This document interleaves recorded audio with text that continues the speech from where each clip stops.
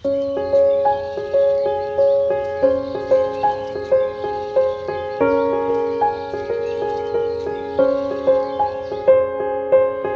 बार की बात है, एक राजा के दरबार में एक बहुत ही दिमागदार मंत्री था जिसके पास हर समस्या का हल हुआ करता था और राजा इस मंत्री से बिना पूछे कोई भी बड़ा फैसला नहीं करता था और इसी वजह से राज दरबार के दूसरे लोग इस मंत्री से जलते थे।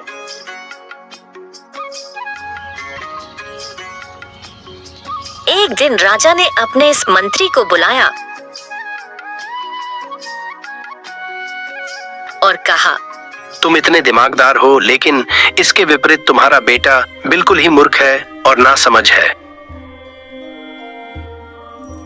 यह बात सुनते ही मंत्री को अच्छा नहीं लगा और उसने पूछा, महाराज जी, आप ऐसा क्यों बोल रहे हो? आखिर आपको ऐसा क्यों लगता है कि मेरा बेटा मूर्ख और नासमझ है? मैं रोज सुबह जब जनता से मिलने के लिए जाता हूँ तो वहाँ पर तुम्हारा बेटा भी होता है और मैं रोज तुम्हारे बेटे से यह प्रश्न पूछता हूँ कि सोना और चांदी में सबसे ज्यादा कीमती क्या होता है, तो तुम्हारा बेटा हर बार चांदी ही कहता है। तो तुम ही बताओ कि तुम्हारा बेटा नासमझ है या नहीं।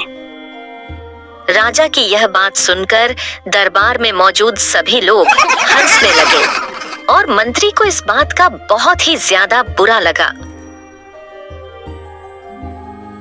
मंत्री कुछ नहीं बोला और सीधा अपने घर चला जाता है।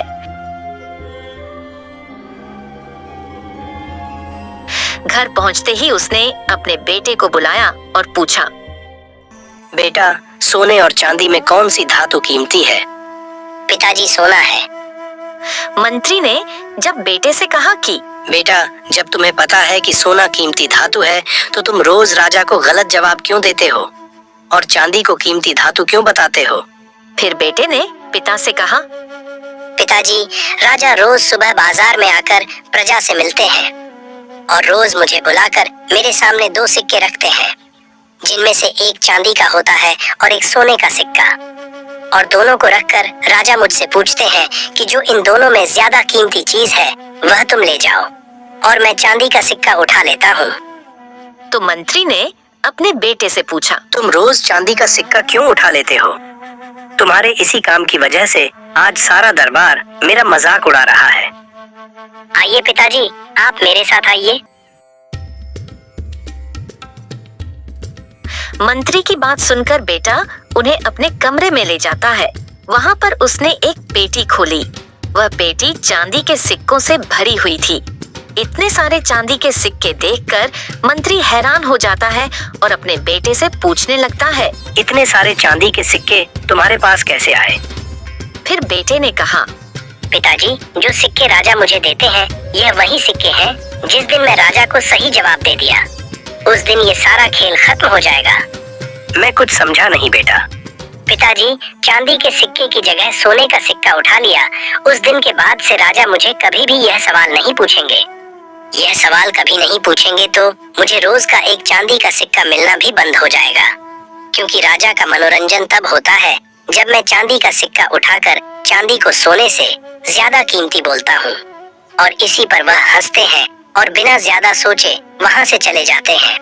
मैं एक सोने के सिक्के की वजह से रोज मिलने वाला चांदी का सिक्का नहीं गवा सकता हूँ, इसीलिए चांदी को सोने से ज्यादा कीमती बताता हूँ। वाह बेटे, तुम तो मुझसे भी ज्यादा समझदार निकले, शाबाश। ये बातें सुनकर मंत्री को अपने बेटे पर गर्व महसूस होने लगता है और वह समझ गया। अब जब भी मंत्री को उसके बेटे के बारे में कोई मूर्खता भरी बातें कहता तो वह मुस्कुराने लगता और वहां से चुपचाप चला जाता। दोस्तों, आपने बहुत बार देखा होगा कि कुछ लोग होते हैं जो थोड़ा बहुत काम करके बहुत सारा दिखावा करने लगते हैं, और वहीं दूसरी तरफ कुछ लोग ऐसे भी होते हैं जो बहुत बड़े काम करने के बाद भी दिखावा नहीं करते हैं। तो अगर आपको पता है कि आप जो कर रहे हैं वह सही है, तो फिर लोग आपको बेवकूफ और पागल ही क्यों ना कहें, इससे कोई फर्क नहीं पड़ता है, क्योंकि दुनिया जिनको समझ नहीं सकती है वह उन्हें पागल बेवकूफ ही कहती है।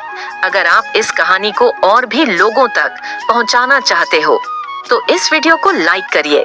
मैं मिलती हूँ अगली बार इसी तरह कहानी के साथ। सब्र करो, शुक्र करो और जिंदगी में आगे बढ़ो।